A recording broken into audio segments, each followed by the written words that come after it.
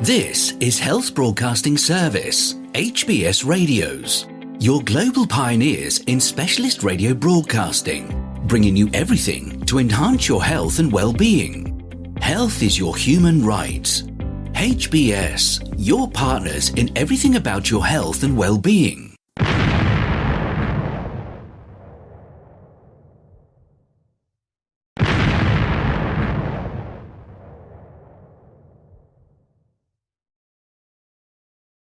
The HBS Daily News Dose coming to you from the Health Broadcasting Service HBS Radio Live Channel, UK. Biden says he is doing well, working after testing positive for COVID.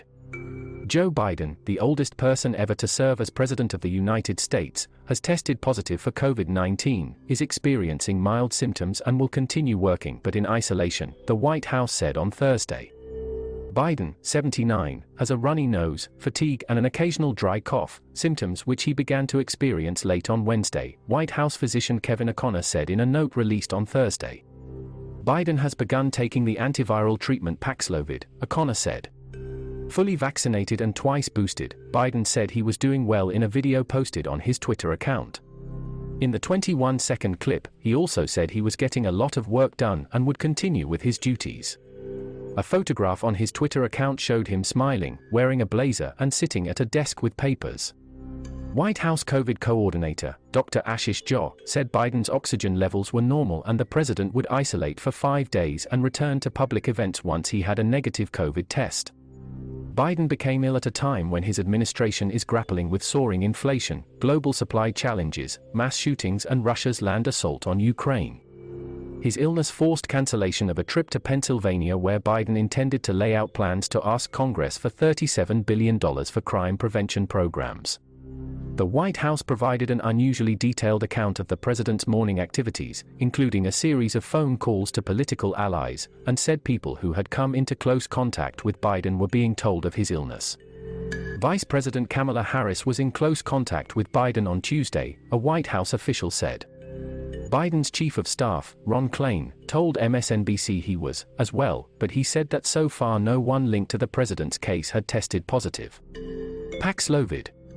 The Pfizer-incorporated antiviral drug Paxlovid that Biden is taking has been shown to reduce the risk of severe disease by nearly 90% in high-risk patients if given within the first 5 days of infection. But Paxlovid has in some cases been associated with rebound infections, in which patients improve quickly and test negative after a 5-day course of the drug, with symptoms returning days later. Dr. Bruce Farber, chief of infectious diseases at Northwell Health in New York, who is not treating the president, said Paxlovid is likely the only treatment Biden will get, unless his symptoms worsen. Elderly people are more at risk for developing complications from COVID, Farber said. It dramatically is lower if you've been vaccinated and doubly boosted, which he has been, so I anticipate he will do very well. At Biden's last physical in November 2021, doctors reported that the president has atrial fibrillation, a common irregular heartbeat for which he takes Alikees, a drug designed to prevent blood clots and reduce the risk of heart attacks and stroke. Jha said Biden will stop taking Alikees and the statin Crestor while on his Paxlovid treatment to avoid a negative interaction between the drugs. Yale University cardiologist Dr. Harlan Krumholz said doctors had to balance risks in medicine. Sometimes the choice to mitigate one thing may elevate risk for something else. I am hopeful that the president will get through COVID, be helped by Paxlovid, and soon get back on the medication that reduces his risk from atrial fibrillation, he said. Official Washington not immune. Multiple members of Biden's administration and other senior figures in Washington have tested positive for the coronavirus in recent months, including Harris and House of Representatives Speaker Nancy Pelosi, both of whom have since tested negative and resumed working. While many Americans have moved on from the strict precautions of the pandemic's early months, returning to offices and schools and resuming summer travel, the virus has been spreading rapidly. U.S. cases are up more than 25% in the last month, according to CDC data, with the BA.5 subvariant taking hold. Evading the immune protection afforded either by vaccination or prior infection, BA.5 has been the dominant subvariant in the United States since at least early July and has driven a surge of new infections globally. More than 1 million people have died from COVID in the United States. Most of those deaths, some 600,000, happened after Biden took office in January 2021 at the peak of a major wave of the disease. Get vaccinated now.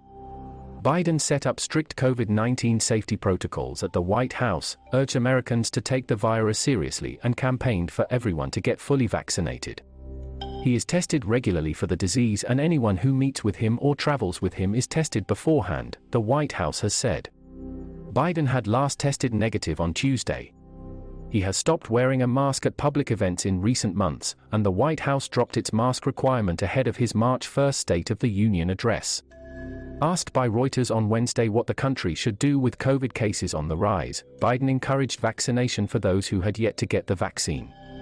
It's not in their interest or the public's interest not to get vaccinated, Biden told reporters at Joint Base Andrews. We have the capacity to control it. They should get vaccinated now. Chinese President Xi Jinping wished Biden a speedy recovery, state broadcaster CCTV reported on Friday. Biden joins a roster of world leaders who have contracted COVID since the pandemic started in early 2020. A month before he lost the 2020 presidential election to Biden, Donald Trump contracted the virus. He, his wife Melania and other White House staff contracted it after an event for Supreme Court Justice Amy Coney Barrett in September 2020. Trump, then 74, was hospitalized on October 2, 2020, and underwent aggressive treatment at Walter Reed National Military Medical Center in a suburb of Washington. His low oxygen levels alarmed his medical team. Dr. Jeremy Faust, an emergency medicine specialist at Brigham and Women's Hospital, wrote on Twitter, Biden isn't remotely in the same risk category as Trump was. He's had 4 doses of vaccine, Paxlovid, and possibly a variant which tends to cause less severe disease. He also doesn't have obesity. Feel free to connect with us on our Facebook platform at Health Broadcast and our website at www.healthbroadcastingservice.com. And please remember to press the subscribe button to stay abreast of timely, vital, and authentic health news developments from around the world, delivered to you by the Health Broadcasting Service UK, on our YouTube channel. We will bring more updates as news develop. Stay safe and remain healthy. Bye for now.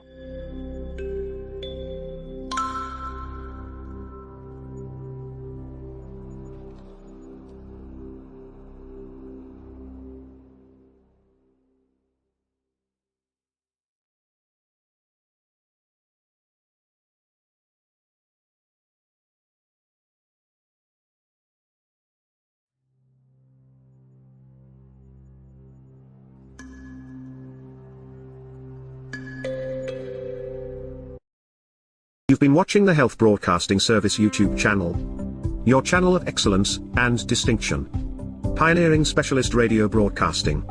Giving you the best experience. Subscribe to our channel.